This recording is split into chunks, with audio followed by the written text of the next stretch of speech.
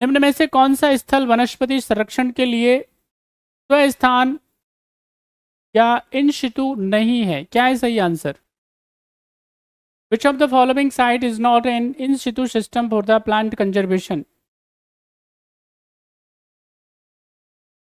Biosphere reserve, botanical garden, national park, wildlife century.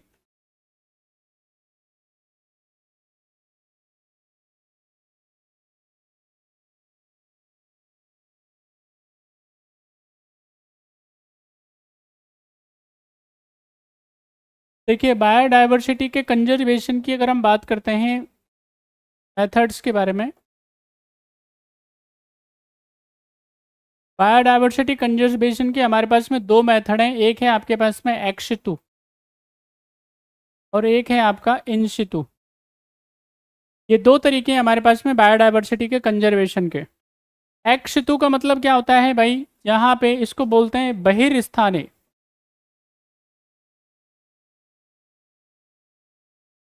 और इन शितु का मतलब क्या होता है? स्वस्थाने। अब बहिर का मतलब क्या होता है? बाहर होता है। और यहाँ पे स्वस्थान का मतलब खुद के स्थान में होता है।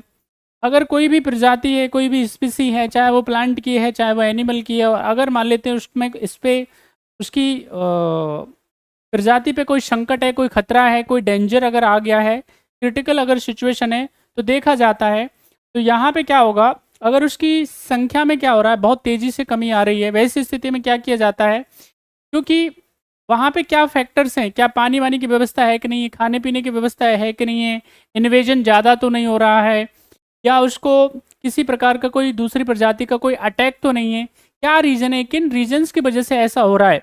यदि ये पाया जाता है कि वहाँ पे अगर उसको नेचुरल हैबिटेट में रखा जाता है, यदि उसको प्राकृतिक आवास में ही रहने दिया जाता है, तो उसकी संख्या पे और क्या पड़ेगा? नेगेटिव इम्पैक्ट पड़ेगा, दुष्प्रभाव पड़ेगा, बुरा प्रभाव पड़ेगा। तो वहाँ से उसको निकाल दिया जाता है। बात समझ में आई? और वहाँ से निकाल करके बहिर्स्थान का मतलब क्या होता है? वहाँ से निकाल करके फिर क्या किया जाता है? फिर उसका कंजर्वेशन कहाँ पे किया जाता है? या तो जीन बैंक में किया जाता है, ठीक है कि नहीं? जीन बैंक हो गया आपके पास में। यहाँ पे हम क्या कह सकते हैं? उनको क्या कर सकते हैं? यहाँ पे जू, चिड़ियाघरों में उनका कंजर्वेशन हो सकता है, बॉटेनिकल गार्डन्स में उनका कंजर्वेशन हो सकता है। तो उसको क्या बोलते हैं? एक्स शितु कंजर्वेशन बोलते हैं।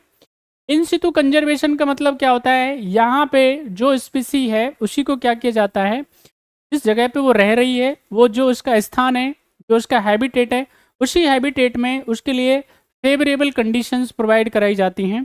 लेट से वहाँ पे पानी वानी की व्यवस्था हो गई, खाने पीने की व्यवस्था हो गई, जो शिकार वगैरह है उस पर कंट्रोल किया जाता है, निगरानी रखी जाती है। बात समझ में आ रही है?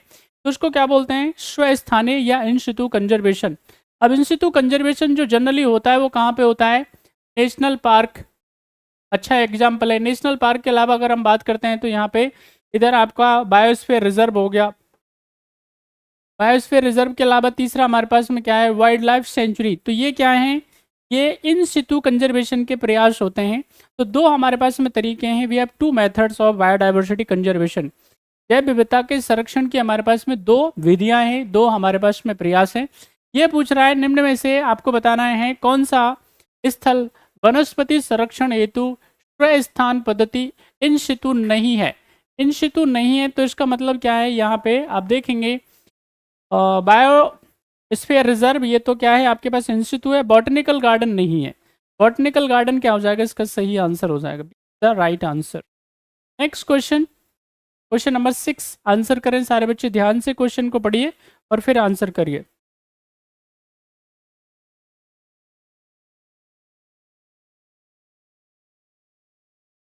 What will be right answer of question number 6? आपको बताना है हिमालय पर्वत प्रदेश जाति विविधता की दृष्टि से बहुत ही समृद्ध है, रिच है, एनरिच है। इस समृद्धि के लिए निम्न में से कौन से कारक या कारण या कौन से फैक्टर सबसे उपयुक्त हैं? फटाफट से बताएं।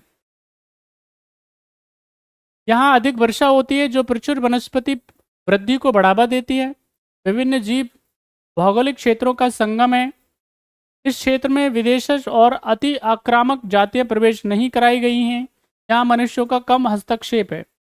You have to choose the most appropriate answer. सारे आंसर आपको दिखाई दे रहे हैं, आप पढ़िए सबको अच्छे से, और जो सबसे सूटेबल आपको लगे उस आंसर को आप दीजिए।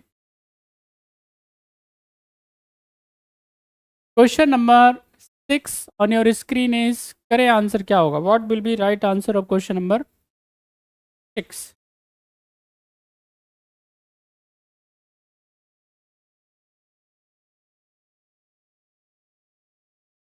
चलिए देखो, जिन्होंने भी आंसर दिया है देखते हैं किन किन का आंसर सही है। सवाल है, यहाँ अधिक वर्षा होती है जो प्रचुर वनस्पति वृद्धि को बढ़ावा देती है, तो ये तो स्टेटमेंट ठीक नहीं है।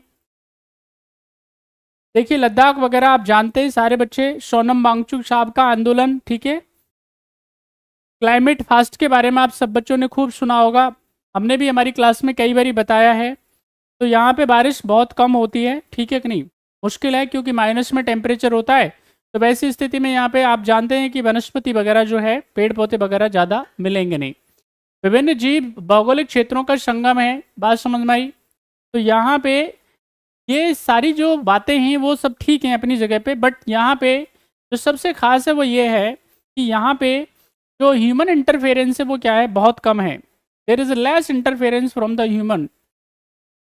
ह्यूमन इंटरफेरेंस जो है, मानवीय जो हस्तक्षेप है यहाँ पे हिमालय पर्वत क्षेत्र में क्या है, कम है। और यहाँ पे सोनम जो वांगचुक हैं वो इसलिए आंदोलन कर रहे हैं, उनका मूवमेंट इसीलिए है क्योंकि लद्दाख और ये जो हिमालय का क्षेत्र है वो कैसा है, बहुत ही सेंसिटिव एरिया है, बहुत ही संवेदनशील क्षेत्र है, जगह है। और अगर इसमें मानव हस्तक्षेप अगर बढ़ेगा तो इससे क्या होगा, क्लाइमेटिक प्रॉब्लम बढ़ेगी, समस्या ज़्यादा पैदा हो जाएगी। और इसीलिए यहाँ पे ये ध्यान रखना है, जैव विविधता की दृष्टि से, बायोडाइवर्सिटी की दृष्टि से, बायोडाइवर्सिटी के पॉइंट ऑफ व्यू से काफ़ी घना बसा क्षेत्र है, ही इसका सही आंसर हो जाएगा।